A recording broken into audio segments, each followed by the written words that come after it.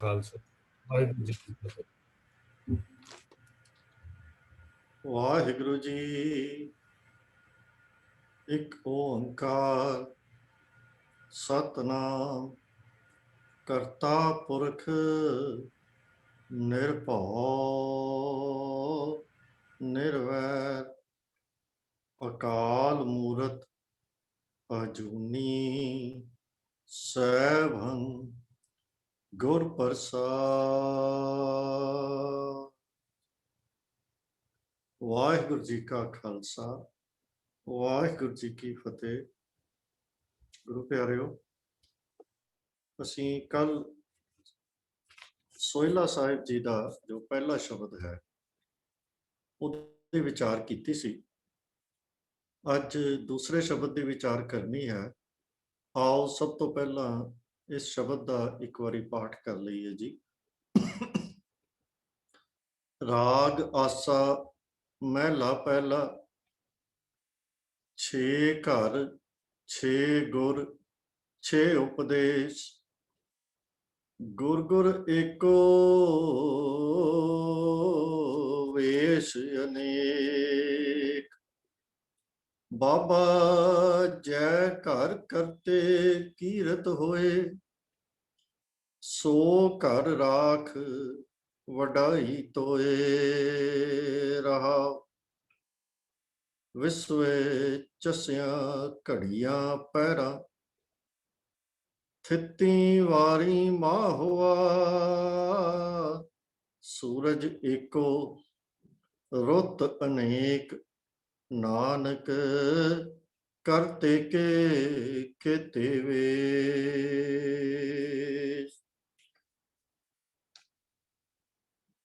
ਸ਼ਬਦ ਦਾ ਮੁੱਖ ਭਾਵ ਜਿਵੇਂ ਕਿ ਆਪਾਂ ਸਾਰੇ ਜਾਣਦੇ ਹਾਂ, ਰਹਾਉ ਦੇ ਬੰਦ ਵਿੱਚ ਹੁੰਦਾ ਹੈ।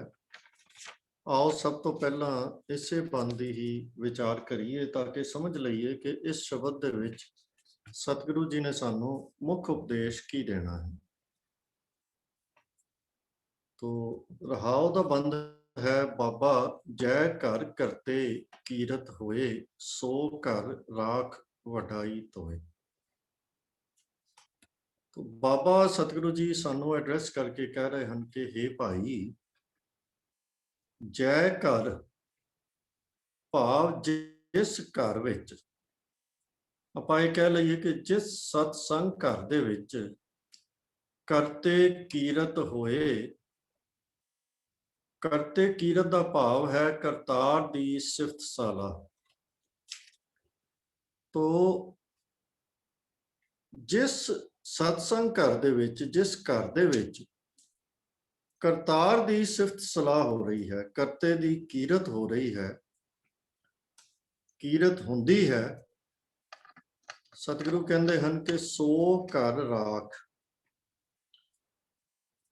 ਸੋ ਘਰ ਭਾਵ ਉਸ, ਰਾਖ ਦਾ ਭਾਵ ਹੈ ਸੰਭਾਲ।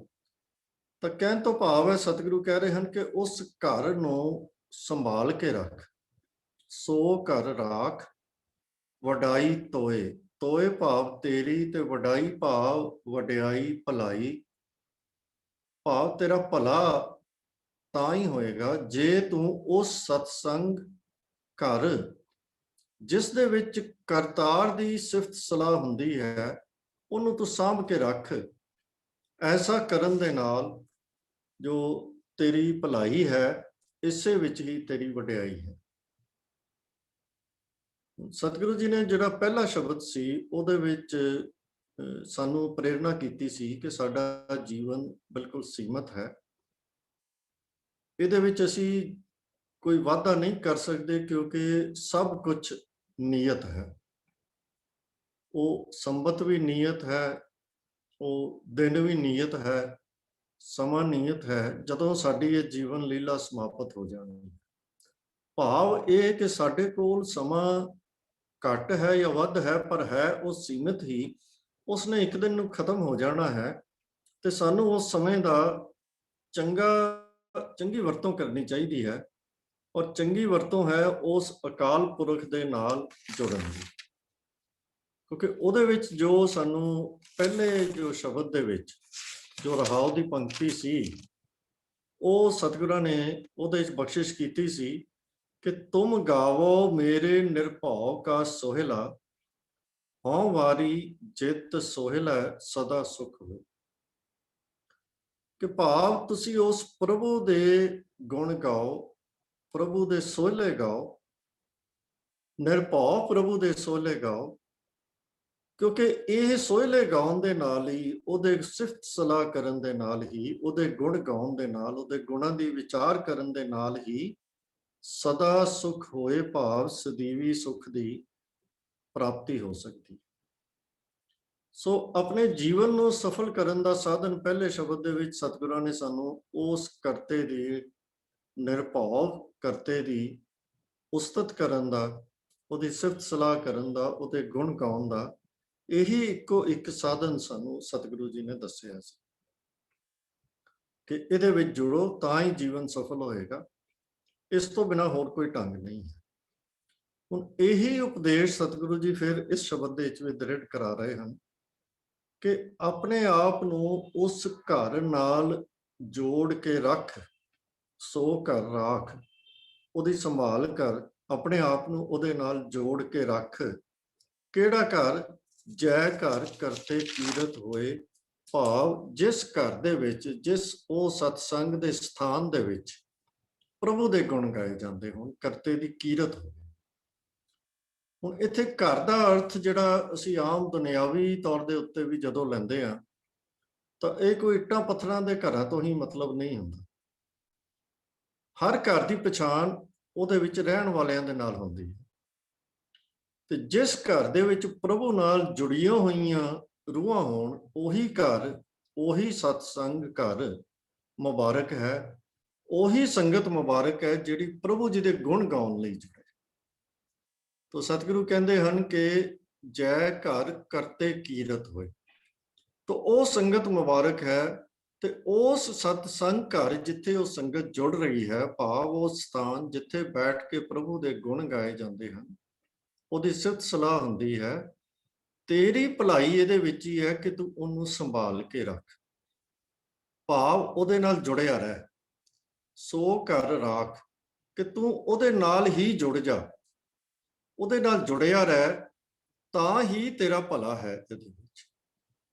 ਕਿਉਂਕਿ ਜਿਵੇਂ ਪਹਿਲਾਂ ਸਤਿਗੁਰਾਂ ਨੇ ਦੱਸਿਆ ਹੈ ਤੇ ਇਸ ਸ਼ਬਦ ਦੇ ਵਿੱਚ ਵੀ ਦੁਬਾਰਾ ਦੱਸ ਰਹੇ ਹਨ ਕਿ ਸਾਡਾ ਜੋ ਜੀਵਨ ਨੂੰ ਸਫਲ ਕਰਨ ਦਾ ਢੰਗ ਹੈ, ਉਹ ਕੇਵਲ ਇੱਕੋ ਇੱਕ ਢੰਗ ਹੈ, ਕਰਤੇ ਦੀ ਸਿਫਤ ਸਲਾਹ ਕਰਨੀ, ਉਹਦੇ ਗੁਣਾਂ ਦੀ ਵਿਚਾਰ ਕਰਨੀ, ਉਹਦੇ ਗੁਣਾਂ ਦੇ ਨਾਲ ਜੁੜਨਾ, ਤਾਂ ਕਿ ਉਹਦੇ ਗੁਣਾਂ ਦੇ ਨਾਲ ਜੁੜ ਕੇ ਅਸੀਂ ਉਹਦੇ ਗੁਣਾਂ ਨੂੰ ਧਾਰਨ ਕਰਨ ਦਾ ਯਤਨ ਕਰੀਏ, ਆਪਣੇ ਜੀਵਨ ਨੂੰ ਸਵਾਰੀਏ, ਕਿਉਂਕਿ ਉਹਦੇ ਗੁਣਾਂ ਨੂੰ ਧਾਰਨ ਕਰਕੇ ਹੀ ਸਾਡਾ ਅਮਲੀ ਜੀਵਨ ਚੰਗਾ ਬਣ ਸਕਦਾ ਹੈ, ਤੇ ਅੰਤਮ ਕਸਵੱਟੀ ਇਨਸਾਨ ਦੇ ਜੀਵਨ ਦੇ ਸਫਲ ਹੋਣ ਜਾਂ ਨਾ ਸਫਲ ਹੋਣ ਦੀ ਅਮਲੀ ਜੀਵਨ ਹੀ ਹੈ।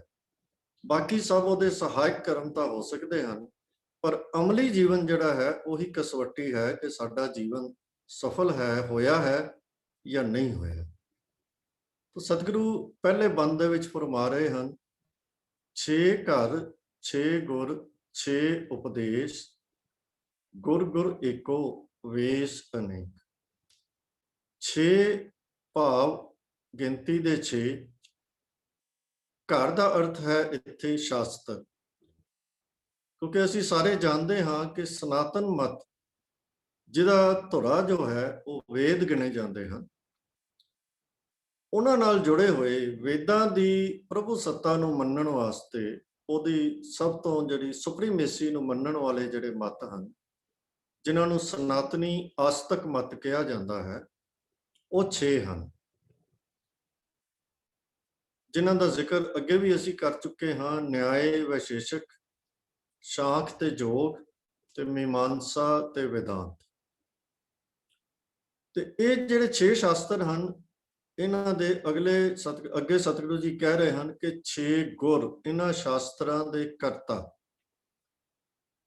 ਭਾਵ ਜਿਹੜੇ ਇਹ 6 ਗੁਰੂ ਹਨ ਜਿਨ੍ਹਾਂ ਨੇ ਇਹ ਸ਼ਾਸਤਰ ਰਚੇ ਹਨ, ਗੌਤਮ, ਕਨਾਦ, ਕਪਿਲ, ਪਤੰਜਲੀ, ਜੈਮਨੀ ਤੇ ਵਿਆਸ, ਤੇ 6 ਉਪਦੇਸ਼, ਇਹਨਾਂ 6ਾਂ ਦੇ 6 ਹੀ ਸਿਧਾਂਤ ਹਨ, 6 ਹੀ ਸਿੱਖਿਆਵਾਂ। ਇਹ 6 ਫਲਸਫੇ ਜੋ ਹਨ ਇਹ ਸਨਾਤਨ ਮਤ ਦੇ ਪ੍ਰਮੁੱਖ ਫਲਸਫੇ ਗਿਣੇ ਜਾਂਦੇ ਹਨ। ਵਕਤ ਵਕਤ ਤੇ ਇਹਨਾਂ ਦੀ ਆਪੋ ਆਪਣੇ ਸਮੇਂ ਦੇ ਵਿੱਚ ਚੜ੍ਹਤ ਰਹੀ। ਕਦੇ ਸ਼ਾਖ ਦੀ ਚੜ੍ਹਤ ਹੋ ਗਈ, ਕਦੇ ਯੋਗ ਦੀ ਚੜ੍ਹਤ ਹੋ ਗਈ। ਨਿਆਏ ਤੇ ਵੈਸ਼ੇਸ਼ਿਕ ਨੇ ਵੀ ਆਪਣਾ ਸਮਾਂ ਦੇਖਿਆ ਤੇ ਫਿਰ ਵੇਦਾਂਤ ਦਾ ਸਮਾਂ ਆਇਆ ਸ਼ੰਕਰਾਚਾਰੀਆ ਜੀ ਦੇ ਨਾਲ। ਤੇ ਹੁਣ ਮੁੱਖ ਤੌਰ ਦੇ ਉੱਤੇ ਜੋ ਵੇਦਾਂਤ ਹੈ ਉਹ ਸਾਰਿਆਂ ਦੇ ਉੱਤੇ ਭਾਰੂ ਹੈ। ਬਾਕੀ ਜਿਹੜੇ 5 ਮੱਤ ਹਨ ਉਹਨਾਂ ਦੇ ਉੱਤੇ ਇਹਦਾ ਵੱਡਾ ਅਸਰ ਹੈ। ਉਂਝ ਮੁੱਖ ਤੌਰ ਦੇ ਉੱਤੇ ਵੇਦਾਂਤ ਅਤੇ ਯੋਗ ਜਿਹੜੇ ਹਨ ਇਹ 2 ਸ਼ਾਸਤਰ ਹੀ ਅੱਜ ਕੱਲ੍ਹ ਸਾਨੂੰ ਆਮ ਪ੍ਰਚਲਿਤ ਦੇਖਣ ਨੂੰ ਮਿਲਦੇ ਹਨ। ਇਹਨਾਂ ਦੋਵਾਂ ਦਾ ਪ੍ਰਚਲਨ ਹੈ। ਸਿਧਾਂਤਕ ਤੌਰ ਤੇ ਵੇਦਾਂਤ ਮਤ ਜੋ ਹੈ ਉਹ ਸਭ ਦੇ ਉੱਤੇ ਭਾਰੂ ਹੈ ਅਤੇ ਜਿੱਥੋਂ ਤੱਕ ਪ੍ਰੈਕਟੀਕਲ ਸਾਡਾ ਜੋ ਇਹ ਸਨਾਤਨ ਮਤ ਦੇ ਵਿੱਚ ਜੀਵਨ ਹੈ ਉਹਦੇ ਵਿੱਚ ਯੋਗ ਦਾ ਪਲੜਾ ਬਹੁਤ ਭਾਰੀ ਹੈ। ਤੋ ਇਹ ਦੋਵੇਂ ਮਤ ਹੀ ਇੱਕ ਕਿਸਮ ਦੇ ਨਾਲ ਅਸੀਂ ਦੇਖਦੇ ਹਾਂ ਕਿ ਇਹ ਡੋਮੀਨੇਟ ਕਰਦੇ ਹਨ। ਹੁਣ ਇਹਦੇ ਵਿੱਚ ਸਾਡੇ ਲਈ ਅੱਗੇ ਸਤਿਗੁਰੂ ਜੀ ਕਹਿ ਰਹੇ ਹਨ ਕਿ ਗੁਰ ਗੁਰ ਏਕੋ ਵੇਸ ਅਨੇਕ। ਇੱਥੇ ਗੁਰ ਗੁਰ ਦਾ ਅਰਥ ਹੈ ਜੋ ਇਸ਼ਟ ਪ੍ਰਭੂ ਹੈ, ਗੁਰ ਪਰਮੇਸ਼ਵਰ ਹੈ, ਉਹ ਇੱਕੋ ਹੀ ਹੈ। ਵੇਸ ਅਨੇਕ ਭਾਵ ਉਹਦੇ ਰੂਪ ਅਨੇਕਾਂ ਹਨ। ਤੋ 6 ਸ਼ਾਸਤਰ ਹਨ, 6 ਸਿਧਾਂਤ ਹਨ ਤੇ 6 ਹੀ ਉਹਨਾਂ ਦੇ ਕਰਤਾ ਹਨ। ਪਰ ਸਤਿਗੁਰੂ ਜੀ ਕਹਿ ਰਹੇ ਹਨ ਕਿ ਗੁਰ ਗੁਰ ਏਕੋ ਵੇਸ ਅਨੇਕ। ਵੀ ਇਹ ਸਾਰੇ ਸਿਧਾਂਤ ਇਹਨਾਂ ਦਾ ਮੂਲ ਜਿਹੜਾ ਹੈ ਉਹ ਮੂਲ ਗੁਰੂ ਜੋ ਹੈ ਉਹ ਪ੍ਰਭੂ ਪਰਮੇਸ਼ਵਰ ਹੀ ਹੈ, ਇੱਕੋ ਹੀ ਹੈ। ਇਹ ਸਾਰੇ ਸਿਧਾਂਤ ਉਸ ਪ੍ਰਭੂ ਦੇ ਹੀ ਅਨੇਕਾਂ ਵੇਸ ਹਨ। ਵੇਸ ਦਾ ਭਾਵ ਹੈ ਰੂਪ, ਭਾਵ ਹੈ ਪ੍ਰਭੂ ਦੇ ਹਸਤੀ ਦੇ ਹੀ ਅਨੇਕਾਂ ਪ੍ਰਕਾਸ਼ ਰੂਪ ਹਨ, ਗਿਆਨ ਦੇ ਰੂਪ ਹਨ। ਹੈ ਇਹ ਉਸ ਪ੍ਰਭੂ ਤੋਂ ਹੀ ਪੈਦਾ ਹੋਏ, ਉਹਦੇ ਹੀ ਰੂਪ ਹਨ। ਪਰ ਹੈ ਨੇ 6 ਸ਼ਾਸਤਰ, 6 ਵਿਚਾਰ, 6 ਫਲਸਫੇ ਜੋ ਸਨਾਤਨ ਮਤ ਦੇ ਵਿੱਚ ਸਾਡੇ ਦੇਸ਼ ਦੇ ਵਿੱਚ ਮਸ਼ਹੂਰ ਹਨ। ਤੇ ਸਤਿਗੁਰੂ ਜੀ ਨੇ ਸਾਨੂੰ ਇਸ ਸ਼ਬਦ ਦੇ ਰਹਾਉ ਦੇ ਬੰਦ ਦੇ ਵਿੱਚ ਇੱਕ ਕਸਵੱਟੀ ਦਿੱਤੀ ਹੈ। ਉਹ ਇਹ ਹੈ ਕਿ ਅਸੀਂ ਉਸ ਸੰਗਤ ਦੇ ਨਾਲ ਜੁੜਨਾ ਹੈ ਜਿੱਥੇ ਪ੍ਰਭੂ ਜੀ ਦੀ ਸਿਫਤ ਸਲਾਹ ਹੋ ਰਹੀ ਹੈ, ਪ੍ਰਭੂ ਜੀ ਦੇ ਗੁਣ ਗਾਏ ਜਾ ਰਹੇ ਹਨ ਤੇ ਕੇਵਲ ਪ੍ਰਭੂ ਜੀ ਦੀ ਸਿਫਤ ਸਲਾਹ ਹੋ ਰਹੀ ਹੈ, ਹੋਰ ਕੁਝ ਨਹੀਂ ਹੋ ਰਿਹਾ। ਤੇ ਸਤਿਗੁਰੂ ਜੀ ਕਹਿੰਦੇ ਹਨ ਕਿ ਉਸ ਸੰਗਤ ਨੂੰ ਅਸੀਂ ਸੰਭਾਲ ਕੇ ਰੱਖਣਾ ਹੈ, ਉਸ ਸੰਗਤ ਨਾਲ ਜੁੜਨਾ ਹੈ, ਉਸ ਸੰਗਤ ਦੀ ਸ਼ਰਨ ਦੇ ਵਿੱਚ ਪੈਣਾ ਹੈ, ਤਾਂ ਹੀ ਸਾਡੀ ਭਲਾਈ ਹੈ, ਸਾਡੀ ਵਡਿਆਈ ਹੈ, ਕਿਉਂਕਿ ਤਾਂ ਹੀ ਸਾਡਾ ਜੀਵਨ ਸਫਲ ਹੋ ਸਕਦਾ ਹੈ। ਭਾਵ ਸਤਿਗੁਰੂ ਜੀ ਕਹਿ ਰਹੇ ਹਨ ਕਿ ਅਸੀਂ ਆਪਣੇ ਆਪ ਨੂੰ ਕਰਤੇ ਦੀ ਕੀਰਤ ਦੇ ਨਾਲ ਜੋੜ ਕੇ ਰੱਖਣਾ ਹੈ। ਹੁਣ ਇਹ ਸਤਿਗੁਰੂ ਜੀ ਨੇ ਉੱਪਰ ਜੋ ਜ਼ਿਕਰ ਕੀਤਾ ਹੈ ਇਸ ਦਾ ਕਾਰਨ ਕੀ ਹੈ ਕਿ ਜਗਤ ਦੇ ਵਿੱਚ ਮਿਲ ਜੁੜ ਕੇ ਬੈਠਣ ਵਾਲੀਆਂ ਸੰਗਤਾਂ ਤਾਂ ਬਹੁਤ ਹਨ, ਪਰ ਹਰ ਸੰਗਤ ਇਸ ਕਸਵੱਟੀ ਤੇ ਪੂਰੀ ਨਹੀਂ ਉਤਰਦੀ ਕਿ ਉੱਥੇ ਕਰਤੇ ਦੀ ਕੀਰਤ ਹੋ ਰਹੀ ਹੋ। ਕਾਰਨ ਸਪਸ਼ਟ ਹੈ ਕਿ ਹਰ ਉਹ ਜੁੜ ਬੈਠਣ ਵਾਲੀ ਸੰਗਤ ਹੁੰਦੀ ਹੈ, ਉਹ ਇਕੱਠ ਜੋ ਹੁੰਦਾ ਹੈ ਜਦੋਂ ਬੈਠ ਕੇ ਉਹ ਵਿਚਾਰ ਕਰਦੇ ਹਨ ਜਾਂ ਆਪਣੇ ਆਪਣੇ ਵਿਚਾਰਾਂ ਦੇ ਮੁਤਾਬਕ ਉਹ ਸਾਧਨਾ ਜਾਂ ਜੋ ਵੀ ਕਰਦੇ ਹਨ, ਉਹਦੇ ਵਿੱਚ ਵੱਖੋ ਵੱਖਰਾ ਵਖਰੇਵਾਂ ਸਾਨੂੰ ਮਿਲਦਾ ਹੈ। ਕਾਰਨ ਇਹ ਹੈ ਕਿ ਹਰ ਸੰਗਤ ਦੀ, ਹਰ ਐਸੀ ਇਕੱਠ ਦੀ ਜੋ ਫਿਲਾਸਫੀ ਹੈ, ਸੋਚ ਹੈ, ਵਿਚਾਰ ਹੈ, ਜੋ ਫਲਸਫਾ ਹੈ, ਉਹ ਇਹ ਨਹੀਂ ਹੈ। ਅਤੇ ਕਿਸੇ ਵੀ ਸੰਗਤ ਦੇ ਵਿੱਚ ਜੋ ਕੁਝ ਕੀਤਾ ਜਾਂਦਾ ਹੈ ਉਹਦਾ ਜਨਮ ਉਸ ਫਲਸਫੇ 'ਚੋਂ ਹੁੰਦਾ ਹੈ ਜਿਹਦੇ ਵਿੱਚ ਉਹ ਸੰਗਤ ਜੋ ਹੈ, ਉਹ ਇਕੱਠ ਜੋ ਹੈ ਉਹ ਯਕੀਨ ਰੱਖਦਾ ਹੈ। ਹੁਣ ਸਤਿਗੁਰੂ ਜੀ ਕਹਿ ਰਹੇ ਹਨ ਕਿ ਅਨੇਕਾਂ ਤਰ੍ਹਾਂ ਦੀਆਂ ਸੰਗਤਾਂ, ਟੂਕ ਮਾਤਰ ਉਹਨਾਂ ਨੇ 6 ਕਿਸਮ ਦੀਆਂ ਸੰਗਤਾਂ ਦਾ ਜ਼ਿਕਰ ਕੀਤਾ ਹੈ। ਤੋ ਉਹਨਾਂ ਦੇ ਵਿੱਚ ਉਹ ਮਿਲ ਜੁੜ ਬੈਠਦੇ ਹਨ। ਸਾਨੂੰ ਸਪਸ਼ਟ ਤੌਰ ਤੇ ਲੱਗਦਾ ਹੈ ਕਿ ਉਹ ਪ੍ਰਭੂ ਨਾਲ ਦਿਸਦੇ ਜਗਤ ਦੇ ਵਿੱਚ ਜੋ ਬੇਅੰਤ ਅਨੰਤ ਹੈ ਉਹਦੇ ਨਾਲ ਜੁੜਨ ਵਾਸਤੇ ਉਹ ਇਕੱਠੇ ਹੋਏ ਹਨ, ਤਰ੍ਹਾਂ ਤਰ੍ਹਾਂ ਦੇ ਢੰਗ ਵਰਤ ਰਹੇ ਹਨ। ਹੈ ਤਾਂ ਉਹ ਵੀ ਉਹੀ ਕੁਝ ਲੱਭ ਰਹੇ ਹਨ ਜੋ ਅਸੀਂ ਕੁਝ ਲੱਭਣ ਦਾ ਯਤਨ ਕਰ ਰਹੇ ਹਾਂ। ਪਰ ਸਤਿਗੁਰੂ ਜੀ ਕਹਿ ਰਹੇ ਹਨ ਕਿ ਸਾਨੂੰ ਉਹਨਾਂ ਨੇ ਕਸਵੱਟੀ ਦੇ ਦਿੱਤੀ ਕਿ ਸਿੱਖ ਨੇ ਆਪਣੀ ਵਿਵੇਕ ਬੁੱਧੀ ਦੀ ਵਰਤੋਂ ਕਰਕੇ ਪਹਿਲਾਂ ਇਸ ਗੱਲ ਦੀ ਪਰਖ ਪੜਤਾਲ ਕਰਨੀ ਹੈ ਕਿ ਕੀ ਇਸ ਸੰਗਤ ਦਾ ਜੋ ਫਲਸਫਾ ਹੈ ਉਹ ਕਰਤੇ ਦੀ ਕੀਰਤ ਨਾਲ ਜੋੜਦਾ ਹੈ, ਉਸ ਕਰਤਾਰ ਪ੍ਰਭੂ ਦੀ ਸਿਫਤ ਸਲਾਹ ਨਾਲ ਜੋੜਦਾ ਹੈ, ਕੀ ਇਸ ਸੰਗਤ ਦੇ ਵਿੱਚ ਪ੍ਰਭੂ ਦੇ ਗੁਣ ਗਾਏ ਜਾ ਰਹੇ ਹਨ? ਅਸੀਂ ਕੇਵਲ ਉਸੇ ਸੰਗਤ ਦੇ ਵਿੱਚ ਜੁੜਨਾ ਹੈ, ਜਿਵੇਂ ਕਿ ਰਹਾਉ ਦੇ ਬੰਦ ਵਿੱਚ ਸਤਿਗੁਰੂ ਜੀ ਨੇ ਕਿਹਾ ਹੈ, ਜਿੱਥੇ ਪ੍ਰਭੂ ਜੀ ਦੀ ਸਿਫਤ ਸਲਾਹ ਹੋਵੇ। ਤਾਂ ਜਦੋਂ ਉਹਨਾਂ ਨੇ ਸੋ ਘਰ ਰਾਖ ਕਿਹਾ ਹੈ, ਸੋ ਘਰ ਰਾਖ ਦਾ ਇਹੀ ਅਸਲ ਮੰਤਵ ਹੈ ਕਿ ਗੁਰੂ ਕੇ ਸਿੱਖ ਨੇ ਉਸੇ ਸੰਗਤ ਦੇ ਨਾਲ ਹੀ ਜੁੜਨਾ ਹੈ। ਰਾਖ ਦਾ ਭਾਵ ਹੈ ਸੰਭਾਲਣਾ, ਜੁੜਨਾ, ਹਮੇਸ਼ਾ ਉਹਦੇ ਨਾਲ ਜੁੜੇ ਰਹਿਣਾ, ਇਹ ਰਾਖ ਦਾ ਭਾਵ ਹੈ। ਤਾਂ ਸਤਿਗੁਰੂ ਜੀ ਕਹਿ ਰਹੇ ਹਨ ਕਿ ਸਿੱਖ ਨੇ ਉਸ ਸੰਗਤ ਦੇ ਨਾਲ ਜੁੜਨਾ ਹੈ ਜਿੱਥੇ ਕੇਵਲ ਉਸ ਅਕਾਲ ਪੁਰਖ ਦੀ ਕੀਰਤ ਹੋ ਰਹੀ ਹੋਵੇ, ਜੈ ਘਰ ਕਰਤੇ ਕੀਰਤ ਹੋਏ। ਉਸ ਤੋਂ ਇਲਾਵਾ ਅਸੀਂ ਕਿਤੇ ਨਹੀਂ ਜੁੜਨਾ, ਕਿਉਂਕਿ ਸਾਡਾ ਭਲਾ ਇਸੇ ਵਿੱਚ ਹੈ। ਸੋ ਘਰ ਰਾਖ ਵਡਾਈ ਤੋਏ, ਤਾਂ ਕਰਤੇ ਦੀ ਕੀਰਤ ਹੀ ਇੱਕੋ ਇੱਕ ਅਜਿਹਾ ਉਦਮ ਹੈ ਜਿਹਦੇ ਨਾਲ ਸਾਡਾ ਜੀਵਨ ਸਫਲ ਹੋਣਾ ਹੈ। ਹੋਰ ਕਿਸੇ ਸਾਧਨ ਨਾਲ ਸਾਡਾ ਜੀਵਨ ਸਫਲ ਨਹੀਂ ਹੋਣਾ। ਇਹ ਗੱਲ ਗੁਰਮਤਿ ਦੇ ਵਿੱਚ ਬਿਲਕੁਲ ਕਲੀਅਰ ਹੈ। ਹੋਰ ਕੋਈ ਢੰਗ ਕਰਤੇ ਦੇ ਨਾਲ ਜੁੜਨ ਦਾ ਉਹ ਪ੍ਰਵਾਨ ਨਹੀਂ ਹੈ, ਸਵਾਏ ਕਰਤੇ ਦੀ ਸਲਾਹ ਦੇ। ਤਾਂ ਚਾਹੇ ਉਹ ਕੋਈ ਸਾਨੂੰ ਬੜੇ ਮਹਾਨ ਦਿਖਣ ਵਾਲੇ ਢੰਗ ਕਿਉਂ ਨਾ ਹੋਣ, ਤਰ੍ਹਾਂ ਤਰ੍ਹਾਂ ਦੇ ਕਰਮ ਕਾਂਡ, ਜਪ ਤਪ, ਸਮਾਧੀਆਂ, ਤੀਰਥ ਇਸ਼ਨਾਨ ਵਗੈਰਾ ਵਗੈਰਾ, ਜੋ ਮਰਜ਼ੀ ਹੋਰ ਸਾਨੂੰ ਉਸ ਦੂਜੀਆਂ ਸੰਗਤਾਂ ਦੇ ਵਿੱਚ ਸਾਧਨ ਮਿਲਣ, ਤੇ ਉਹ ਸਾਡੇ ਵਾਸਤੇ ਪ੍ਰਵਾਨ ਨਹੀਂ ਹਨ, ਕਿਉਂਕਿ ਉਹਦੇ ਵਿੱਚ ਸਾਡੀ ਭਲਾਈ ਨਹੀਂ ਹੈ। ਕਿਉਂਕਿ ਗੁਰਮਤਿ ਸਾਨੂੰ ਇਹੀ ਸਮਝਾ ਰਹੀ ਹੈ। ਦੂਜੀ ਪੰਕਤੀ ਵਿੱਚ ਜਿਹੜੀ ਸਤਿਗੁਰੂ ਜੀ ਗੱਲ ਸਮਝਾ ਰਹੇ ਹਨ ਉਹ ਵੀ ਬੜੀ ਮਹੱਤਵਪੂਰਨ ਹੈ ਕਿ ਭਾਵ ਜਿਹੜੇ 6 ਘਰ ਹਨ, ਜਾਂ ਆਪਾਂ ਇਉਂ ਕਹਿ ਲਈਏ 6 ਘਰਾਣੇ ਹਨ, ਸਕੂਲ ਆਫ ਥਾਟ ਹਨ। ਭਾਵ ਜਿਹੜੇ 6 ਫਲਸਫੇ ਹਨ ਜਿਨ੍ਹਾਂ ਦਾ ਜ਼ਿਕਰ ਸਤਿਗੁਰੂ ਜੀ ਨੇ ਕੀਤਾ ਹੈ, ਉਸ ਤੋਂ ਸਪਸ਼ਟ ਹੈ ਕਿ ਗੁਰਮਤਿ ਦੇ ਵਿੱਚ 6 ਦੇ 6 ਫਲਸਫਿਆਂ ਦੀ ਪ੍ਰਵਾਨਗੀ ਨਹੀਂ ਹੈ। ਕਿਉਂਕਿ ਜੇ ਪ੍ਰਵਾਨਗੀ ਹੁੰਦੀ ਤਾਂ ਇਹਨਾਂ ਵਿੱਚੋਂ ਕਿਸੇ ਫਲਸਫੇ ਦੇ ਬਾਰੇ ਸਤਿਗੁਰੂ ਜੀ ਸਾਨੂੰ ਰਾਹੋਂ ਦੀ ਪੰਕਤੀ ਦੇ ਵਿੱਚ ਕੁਝ ਦੱਸਦੇ ਕਿ ਭਾਈ ਇਹ ਕੰਮ ਆਪਾਂ ਕਰਨਾ ਹੈ, ਤਾਂ ਇਹ ਪ੍ਰਵਾਨ ਨਹੀਂ ਹਨ। ਲੇਕਿਨ ਇਹ ਜਿਹੜੀ ਦੂਜੀ ਪੰਕਤੀ ਹੈ, ਗੁਰ ਗੁਰ ਏਕੋ ਵੇਸ ਅਨੇਕ, ਇਹ ਵੀ ਸਾਡੇ ਵਾਸਤੇ ਇੱਕ ਚਾਨਣ ਮੁਨਾਰੇ ਦਾ ਕੰਮ ਕਰਦੀ ਹੈ ਕਿ ਇਹਦੇ ਵਿੱਚ ਸਤਿਗੁਰੂ ਜੀ ਨੇ ਜਿਸ ਟੋਨ ਦੇ ਵਿੱਚ ਗੱਲ ਕੀਤੀ ਹੈ, ਉਹ ਇਹਨਾਂ 6 ਸ਼ਾਸਤਰਾਂ ਦਾ, 6 ਸਕੂਲ ਆਫ ਥਾਟਸ ਦਾ ਜ਼ਿਕਰ ਕਰਨ ਤੋਂ ਬਾਅਦ ਸਤਿਗੁਰੂ ਜੀ ਨੇ ਬੜੇ ਸਿੰਪੈਥੈਟਿਕਲੀ, ਹਮਦਰਦੀ ਭਰੇ ਸ਼ਬਦਾਂ ਦੇ ਵਿੱਚ ਉਹਦਾ ਜ਼ਿਕਰ ਕੀਤਾ ਹੈ ਕਿ ਗੁਰ ਗੁਰ ਏਕੋ ਵੇਸ ਅਨੇਕ।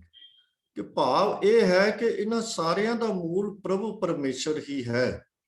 ਇਹ ਸਾਰੇ ਸਿਧਾਂਤ ਉਹਦੇ ਹੀ ਵੇਸ ਹਨ, ਭਾਵ ਪ੍ਰਭੂ ਦੀ ਹਸਤੀ ਦਾ ਹੀ ਰੂਪ ਹਨ, ਵੇਸ ਅਨੇਕ।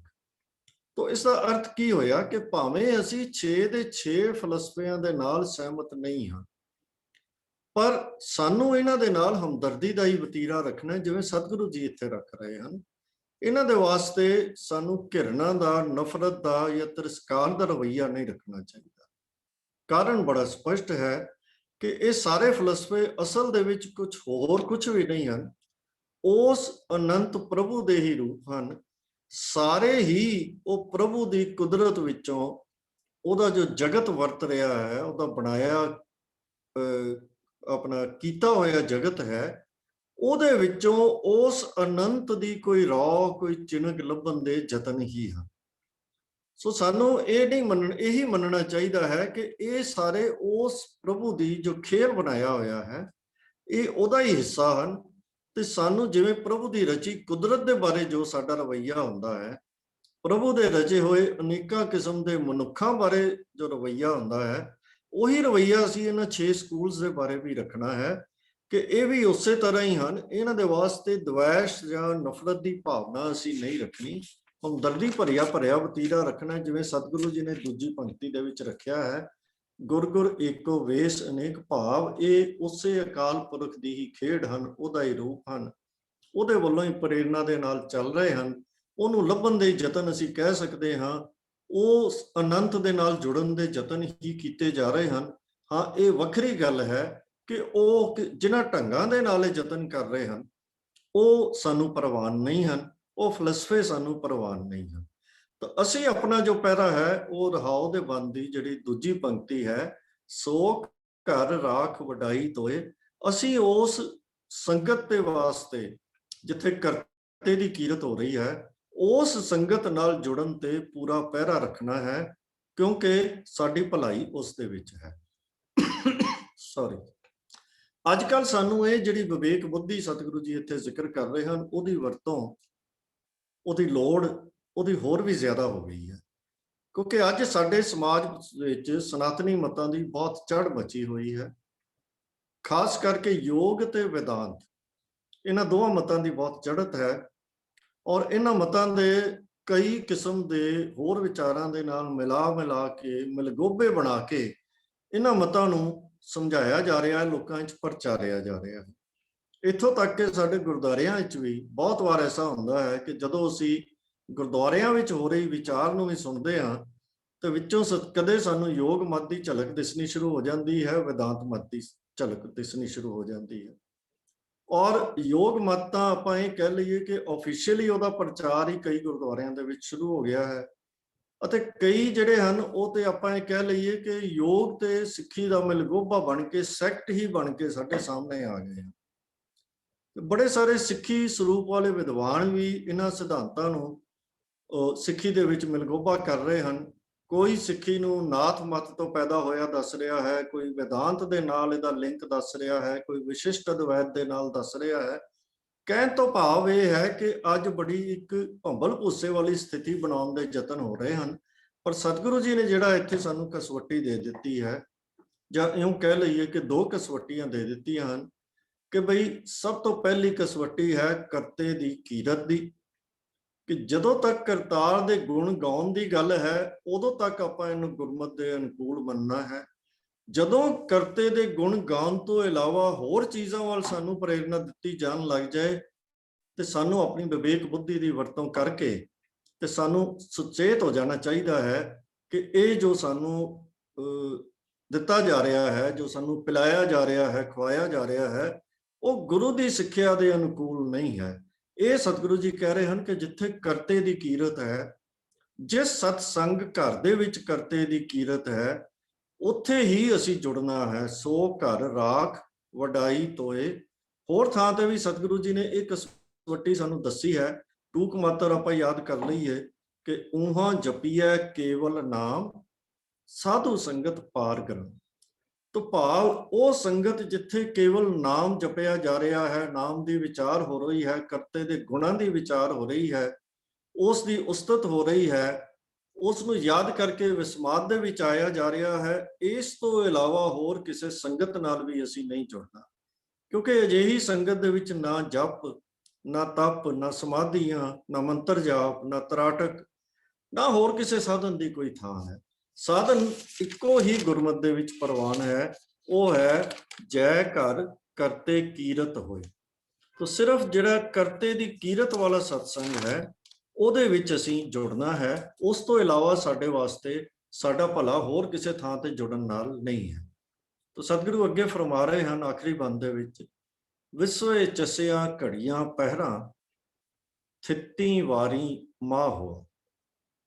ਹੁਣ ਇਹਨਾਂ ਦੇ ਬਾਰੇ ਅਸੀਂ ਅੱਗੇ ਵੀ ਵਿਚਾਰ ਕਰ ਚੁੱਕੇ ਹਾਂ, ਟੂਕ ਮਾਤਰ ਆਪਾਂ ਇੱਕ ਵਾਰੀ ਫਿਰ ਯਾਦ ਕਰ ਲਈਏ ਕਿ ਵਿਸਵੇ ਸਭ ਤੋਂ ਛੋਟਾ ਜੋ ਮਾਪ ਹੈ ਇਹਦਾ ਸਮੇਂ ਦਾ, ਤੋਂ 15 ਵਾਰੀ ਅੱਖ ਝਪਕਣ ਦੇ ਸਮੇਂ ਨੂੰ ਵਿਸਵਾ ਕਿਹਾ ਜਾਂਦਾ ਜਾਂ ਵਿਸਾ ਕਿਹਾ ਜਾਂਦਾ, ਤੇ 15 ਵਿਸਿਆਂ ਦਾ ਇੱਕ ਚਸਾ, ਵਿਸਵੇ ਚਸਿਆ 30 ਚਸਿਆਂ ਦਾ ਇੱਕ ਪਲ ਤੇ 60 ਪਲ ਦੀ ਇੱਕ ਘੜੀ। ਅੱਗੇ ਸਤਿਗੁਰੂ ਜੀ ਨੇ ਘੜੀਆਂ ਦਾ ਜ਼ਿਕਰ ਕਰ ਦਿੱਤਾ ਹੈ, ਤੇ ਘੜੀਆਂ 7.5 ਘੜੀਆਂ ਮਿਲਾ ਕੇ ਪਹਿਰ ਬਣ ਜਾਂਦਾ ਹੈ, ਤੇ 8 ਪਹਿਰ ਦੇ ਨਾਲ ਇੱਕ ਦਿਨ ਤੇ ਇੱਕ ਰਾਤ ਬਣਦਾ ਹੈ। ਇਸੇ ਤਰ੍ਹਾਂ ਹੀ ਸਾਲ ਦੇ ਵਿੱਚ ਥਿੱਤੀ ਵਾਰੀ ਤਰੀਕਾ ਹਨ, ਵਾਰ ਹਨ, ਮਹੀਨੇ ਹਨ, 12 ਮਹੀਨੇ ਹੋ ਜਾਂਦੇ ਹਨ। ਤੇ ਅੱਗੇ ਸਤਿਗੁਰੂ ਜੀ ਜ਼ਿਕਰ ਕਰ ਰਹੇ ਹਨ ਸੂਰਜ ਏਕੋ ਰੁੱਤ ਅਨੇਕ, ਤੇ ਅਨੇਕਾਂ ਰੁੱਤਾਂ ਵੀ ਹਨ। ਤੋ ਸਤਿਗੁਰੂ ਕਹਿ ਰਹੇ ਹਨ ਕਿ ਮਤਲਬ ਜਿਵੇਂ ਸਮੇਂ ਦੀ ਪੁਰਾਤਨ ਵੰਡ ਦੇ ਅਨੁਸਾਰ ਵਿਸੇ ਚਸੇ ਪਲ ਘੜੀਆਂ ਪਹਿਰ ਦਿਨ ਰਾਤ ਥਿੱਤਾਂ ਵਾਰ ਮਾਹ ਤੇ 6 ਰੁੱਤਾਂ, ਇਹ ਸਾਰਾ ਕੁਝ ਜਿਹੜਾ ਹੈ ਉਹ ਪੁਰਾਤਨ ਸਮੇਂ ਦੀ ਵੰਡ ਦੇ ਅਨੁਸਾਰ ਹੈ।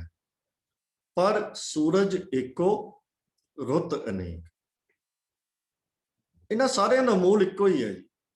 ਸੂਰਜ ਇੱਕੋ ਸੂਰਜ ਹੀ ਇਹਨਾਂ ਸਾਰੇ ਜੋ ਸਟੈਂਡਰਡਸ ਹਨ ਉਹਨਾਂ ਦਾ ਮੈਜ਼ਰ ਦਾ ਮੂਲ ਇੱਕੋ ਹੀ ਹੈ, ਕਿਉਂਕਿ ਸੂਰਜ ਹੀ ਵੱਖੋ ਵੱਖ ਇਹ ਉਹਦੇ ਐਸਪੈਕਟ ਹਨ।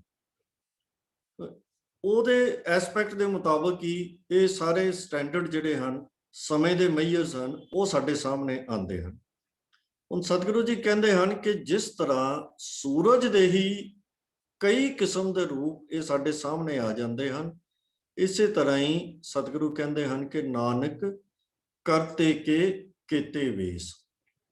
ਕਿ ਭਾਵ ਇਹ ਜੋ ਫਲਸਫਿਆਂ ਦੀ ਗੱਲ, 6 ਘਰਾਂ ਦੀ ਗੱਲ ਸਤਿਗੁਰੂ ਜੀ ਨੇ ਕੀਤੀ ਹੈ, ਹੁਣ ਦੁਬਾਰਾ ਸਾਨੂੰ ਇੱਕ ਉਦਾਹਰਨ ਦੇ ਕੇ ਦ੍ਰਿੜ ਕਰਾ ਰਹੇ ਹਨ ਕਿ ਇਸੇ ਢੰਗ ਦੇ ਨਾਲ ਹੀ ਇਹ ਜੋ 6 ਦੇ 6 ਫਲਸਫੇ ਹਨ, ਜਾਂ ਇਹਨਾਂ ਤੋਂ ਇਲਾਵਾ ਹੋਰ ਵੀ ਅਨੇਕਾਂ ਫਲਸਫੇ ਹਨ, ਸਕੂਲ ਆਫ ਥਾਟ ਹਨ, ਉਹ ਸਾਰੇ ਵੀ ਕਰਤਾਰ ਦੇ ਹੀ ਕੀਤੇ ਵੇਸ ਅਨੇਕਾਂ ਸਰੂਪ ਹਨ। ਉਹ ਕਰਤੇ ਦੇ ਹੀ ਰੂਪ ਹਨ, ਹੋਰ ਕੁਝ ਵੀ ਨਹੀਂ। ਤੋ ਇਸ ਪਦੇ ਦੇ ਵਿੱਚ ਵੀ ਸਤਿਗੁਰੂ ਜੀ ਜੋ ਪਹਿਲੇ ਪਦੇ ਵਾਲੀ ਗੱਲ ਹੈ, ਜਦੋਂ ਸਤਿਗੁਰੂ ਜੀ ਨੇ ਕਿਹਾ ਸੀ ਕਿ ਗੁਰ ਗੁਰ ਏਕੋ ਵੇਸ ਅਨੇਕ, ਉਹੀ ਗੱਲ ਦੁਬਾਰਾ ਸਮਝਾ ਰਹੇ ਹਨ ਕਿ ਕਰਤੇ ਦੇ ਰਚੇ ਹੋਏ ਜਿਹੜਾ ਇਹ ਜਗਤ ਹੈ, ਇਹਦੇ ਵਿੱਚ ਹੋ ਇਹ ਰਿਹਾ ਹੈ ਕਿ ਅਨੇਕਾਂ ਮਨੁੱਖ ਅਨੇਕਾਂ ਢੰਗਾਂ ਦੇ ਨਾਲ ਉਸ ਅਨੰਤ ਪ੍ਰਭੂ ਨੂੰ ਢੂੰਡਣ ਦੇ, ਉਹਦੇ ਨਾਲ ਜੁੜਨ ਦੇ ਅਨੇਕਾਂ ਹੀ ਢੰਗਾਂ ਦੇ ਨਾਲ ਯਤਨ ਕਰ ਰਹੇ ਹਨ। ਤੋ ਇਹ ਸਾਰੇ ਲੋਕ ਜਿਹੜੇ ਹਨ, ਉਹਨਾਂ ਦੇ ਯਤਨ ਸਾਰੇ ਉਹਦੇ ਨਾਲ ਜੁੜਨ ਦੇ ਹੀ ਹਨ, ਪਰ ਹਰ ਕੋਈ ਆਪੋ ਆਪਣੇ ਢੰਗ ਨਾਲ, ਆਪੋ ਆਪਣੀ ਸੂਝ ਦੇ ਨਾਲ, ਆਪੋ ਆਪਣੇ ਫਲਸਫੇ ਜੋ ਉਹਦਾ ਡਿਵੈਲਪ ਹੋਇਆ, ਉਹਦੇ ਮੁਤਾਬਕ ਉਹ ਕਰਤੇ ਨੂੰ ਸਮਝਣ ਦਾ, ਉਹਦੇ ਤੱਕ ਪਹੁੰਚਣ ਦਾ ਯਤਨ ਕਰ ਰਿਹਾ ਹੈ। ਅਸੀਂ ਜਪਜੀ ਸਾਹਿਬ ਦੀ ਵਿਚਾਰ ਕਰਦੇ ਹਾਂ, 17ਵੀਂ ਪੌੜੀ ਦੇ ਵਿੱਚ ਵੀ ਸਤਿਗੁਰੂ ਜੀ ਨੇ ਜੋ ਸਮਝਾਇਆ ਸੀ, ਉਹਦੀ ਆਪਾਂ ਵਿਚਾਰ ਕੀਤੀ ਸੀ। ਇੱਕ ਵਾਰੀ ਉਹ ਉਸ ਚੀਜ਼ ਦਾ ਆਪਾਂ ਦੁਬਾਰਾ ਇੱਕ ਵਾਰੀ ਉਹਨੂੰ ਰਿਵਾਈਜ਼ ਕਰ ਲਈਏ। ਉਹਦੇ ਸਤਿਗੁਰੂ ਜੀ ਨੇ ਫਰਮਾਇਆ ਸੀ, ਅਸੰਖ ਜਪ ਅਸੰਖ ਭਾਓ, ਅਸੰਖ ਪੂਜਾ ਅਸੰਖ ਤਪ ਤਾਓ, ਅਸੰਖ ਗ੍ਰੰਥ ਮੁਖ ਵੇਦ ਪਾਠ, ਅਸੰਖ ਜੋਗ ਮਨ ਰਹਿ ਉਦਾਸ, ਅਸੰਖ ਭਗਤ ਗੁਣ ਗਿਆਨ ਵਿਚਾਰ, ਅਸੰਖ ਸਤੀ ਅਸੰਖ ਦਾਤਾਰ, ਅਸੰਖ ਸੂਰ ਮੋਹ ਭਾਖਸਾਰ, ਅਸੰਖ ਮੌਨ ਲਿਵ ਲਾਏ ਤਾਰ। ਪਾਇਆ ਕਿ ਇੱਥੇ ਤੱਕ ਸਤਿਗੁਰੂ ਜੀ ਨੇ ਜ਼ਿਕਰ ਕੀਤਾ ਹੈ ਕਿ ਅਨੇਕਾਂ ਢੰਗਾਂ ਦੇ ਨਾਲ ਅਸੰਖ ਭਾਵ ਅਣਗਿਣਤ ਬੇਅੰਤ ਲੋਕ ਜਪ ਕਰ ਰਹੇ ਹਨ, ਪੂਜਾ ਕਰ ਰਹੇ ਹਨ, ਤਪ ਕਰ ਰਹੇ ਹਨ, ਅਨੇਕਾਂ ਕਿਸਮ ਦੇ ਪਾਠ ਕਰ ਰਹੇ ਹਨ, ਯੋਗ ਦੇ ਆਸਨ ਸਾਧਨਾ ਕਰ ਰਹੇ ਹਨ, ਵਿਚਾਰਾਂ ਕਰ ਰਹੇ ਹਨ। ਤੋ ਇਹ ਸਾਰਾ ਜ਼ਿਕਰ ਕਰਕੇ ਸਤਿਗੁਰੂ ਜੀ ਕਹਿੰਦੇ ਹਨ ਕਿ ਅਸੰਖ ਮੌਨ ਨੇ ਬੁਲਾਏ ਤਾਰ। ਹੁਣ ਹੈ ਇਹ ਸਾਰੇ ਆਪੋ ਆਪਣੇ ਢੰਗਾਂ ਦੇ ਨਾਲ ਉਸ ਅਨੰਤ ਪ੍ਰਭੂ ਦੇ ਨਾਲ ਜੁੜਨ ਦੇ ਯਤਨ ਕਰ ਰਹੇ ਹਨ।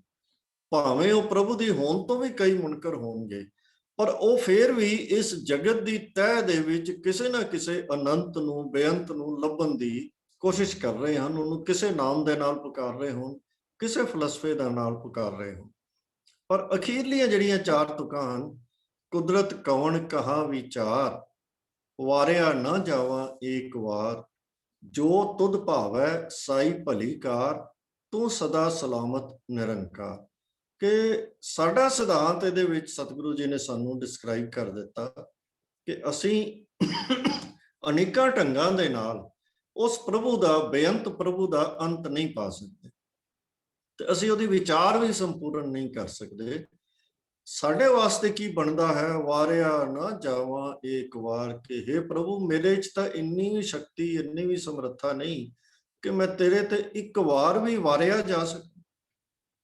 ਜੋ ਤੁਧ ਭਾਵੈ ਸਾਈ ਭਲੀ ਕਾਲ, ਭਾਵ ਤੇਰਾ ਹੁਕਮ, ਤੇਰੀ ਰਜ਼ਾ, ਉਹੀ ਸਭ ਤੋਂ ਉੱਪਰ ਹੈ। ਤੂੰ ਸਦਾ ਸਲਾਮਤ ਨਿਰੰਕਾਰ, ਤੂੰ ਸਦਾ ਰਹਿਣ ਵਾਲਾ ਨਿਰੰਕਾਰ, ਮਾਇਆ ਤੋਂ ਨਿਰਲੇਪ ਪ੍ਰਭੂ ਹੈ। ਤੋ ਸਤਿਗੁਰੂ ਜੀ ਨੇ ਇੱਥੇ ਸਪਸ਼ਟ ਕੀਤਾ ਹੈ ਕਿ ਭਾਵੇਂ ਹਰ ਵਿਅਕਤੀ ਆਪੋ ਆਪਣੇ ਢੰਗ ਦੇ ਨਾਲ ਉਹਦੇ ਤੱਕ ਪਹੁੰਚਣ ਦਾ ਯਤਨ ਕਰ ਰਿਹਾ ਹੈ, ਪਰ ਅਸੀਂ ਪ੍ਰਭੂ ਜੀ ਦੇ ਨਾਲ ਕਿਵੇਂ ਜੁੜਨਾ ਹੈ, ਉਹ ਉਹਦੀ ਰਜ਼ਾ ਦੇ ਵਿੱਚ ਰਹਿ ਕੇ, ਆਪਣੇ ਮਨ ਨੂੰ ਉਹਦੇ ਵਿੱਚ ਲਗਾ ਕੇ, ਉਹਦੇ ਗੁਣ ਗਾ ਕੇ, ਗੁਣਾਂ ਨੂੰ ਅੰਦਰ ਵਸਾ ਕੇ ਅਸੀਂ ਜੁੜਨਾ ਹੈ। ਤੋ ਜਿਹੜੇ ਅਸੰਖਾਂ ਜੀਵਾਂ ਦਾ ਸਤਿਗੁਰੂ ਜੀ ਨੇ ਜ਼ਿਕਰ ਕੀਤਾ ਕਿ ਉਹਦੇ ਨਾਲ ਜੁੜਨ ਦਾ ਯਤਨ ਕਰ ਰਹੇ ਹਨ, ਉਹ ਵੀ ਹੈ ਪ੍ਰਭੂ ਤੇਰੇ ਹੀ ਬਣਾਏ ਹੋਏ ਹਨ। ਤੋ ਹੁਣ ਸਤਿਗੁਰੂ ਜੀ ਕਹਿ ਰਹੇ ਹਨ, ਸੂਰਜ ਏਕੋ ਰੁੱਤ ਅਨੇਕ, ਨਾਨਕ ਕਰਤੇ ਕੇ ਕੀਤੇ ਵੇਸ। ਤੋ ਇਹ ਸਭ ਜੋ ਅਨੇਕਾਂ ਯਤਨ ਕਰਨ ਵਾਲੇ ਹਨ, ਉਹ ਵੀ ਉਸ ਅਕਾਲ ਪੁਰਖ ਪ੍ਰਭੂ ਦੇ ਉਹਦੇ ਹੀ ਰੂਪ ਹਨ, ਉਹਦੇ ਹੀ ਸਰੂਪ ਹਨ। ਇਹ ਤੇਰੇ ਹੀ ਵੇਸ ਹਨ, ਤੇਰੇ ਹੀ ਰੂਪ ਹਨ, ਤੇ ਇਹ ਅਸੰਖ ਰੂਪ ਵੀ ਤੇਰੇ ਹੀ ਹਨ, ਬਿਲਕੁਲ ਉਵੇਂ ਹੀ ਜਿਵੇਂ ਇੱਕੋ ਸੂਰਜ ਹੈ, ਉਹੀ ਕਦੇ ਵਿਸਵੇ ਚਸੇ ਪਲ ਤੇ ਘੜੀਆਂ ਬਣ ਕੇ, ਪਹਿਰ ਬਣ ਕੇ ਸਾਡੇ ਸਾਹਮਣੇ ਆ ਜਾਂਦਾ ਹੈ।